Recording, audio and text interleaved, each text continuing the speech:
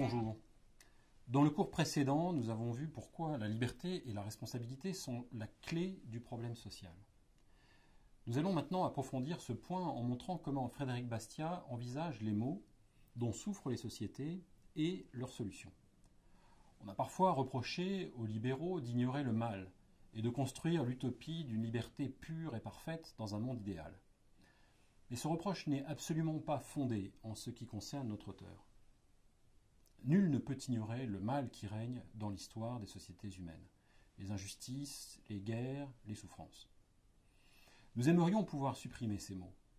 C'est d'ailleurs l'objet d'une grande partie des philosophies modernes, de Rousseau à Heidegger, en passant par Hegel et Marx. Mais pour Bastiat, le mal est non seulement une réalité définitive, mais il a un rôle à jouer dans l'histoire et dans l'action humaine. On peut le réduire, mais certainement pas l'éradiquer complètement, car cela supposerait de tuer à la fois la liberté et la responsabilité. Alors d'où vient le mal? Quel est son rôle? Et comment le prévenir? Pour répondre à ces questions, Bastiat va procéder à l'analyse de l'action humaine. Car celle-ci, en effet, peut conduire au bien comme au mal. Le mal provient d'abord de notre imperfection. Choisir librement, c'est courir le risque de faire un mauvais choix. En effet, nous pouvons être trompés à bien des écarts, même sur nos propres besoins et intérêts. L'homme est faillible, répète souvent Bastiat. Il est sujet à se tromper, à méconnaître le jeu des lois économiques ou à les détourner de leur fin. C'est donc l'imperfection de la raison qui est la principale limite des hommes et qui demeure à l'origine de nos souffrances. Si donc le mal provient de la faiblesse humaine et non de la liberté elle-même ou du libre-échange, le remède n'est pas dans la suppression de la liberté ni de l'échange, mais dans la responsabilité, puisqu'elle est la source de toute expérience. Ce principe de la responsabilité est le suivant. Je cite Bastiat. « Tout homme qui agit reçoit la récompense ou la punition de ses actes. Par cette sanction naturelle, l'homme apprend, découvre, se corrige, progresse et s'améliore sans cesse. Autrement dit, la responsabilité est un principe de perfectibilité et de progrès, comme nous l'avons déjà abordé dans le cours précédent. Si l'homme supporte les conséquences bonnes ou mauvaises de ses décisions, il tendra à s'améliorer en tirant les leçons de l'expérience. Il faut donc laisser agir la responsabilité individuelle, qui est, selon Bastiat, et selon son expression, la grande éducatrice des peuples, le principe fondamental de toute régulation des comportements et des sociétés. Le mal engendre la souffrance, et la souffrance nous fait comprendre la faute ou l'erreur. Elle nous ramène dans le droit chemin.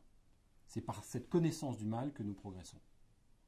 C'est parce que l'homme risque de se tromper ou de mal agir et d'en subir les conséquences qu'il est incité à être plus prévoyant, à être plus prudent, à être responsable.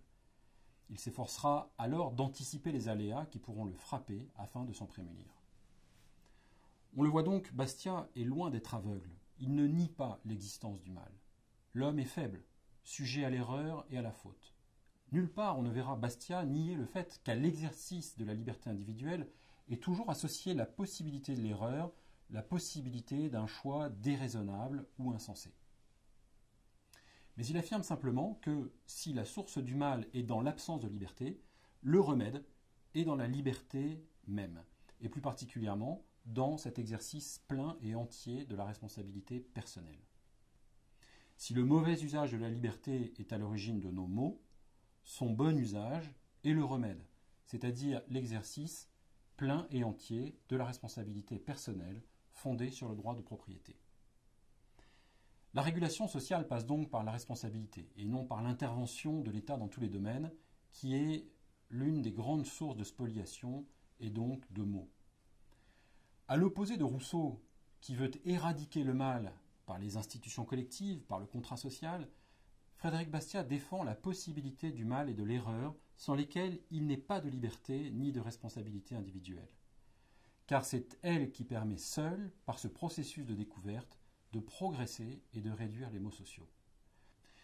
Encore faut-il préciser que ce développement du progrès par la responsabilité n'est en rien automatique. Il ne s'agit nullement, comme chez Hegel ou Marx, d'une sorte de déterminisme naturel ou historique qui conduirait miraculeusement ou mécaniquement à l'harmonie et au progrès. Il s'agit d'une réduction graduelle et indéfinie du mal, mais jamais d'une suppression définitive. Santa Claus is not real, but the government is not free.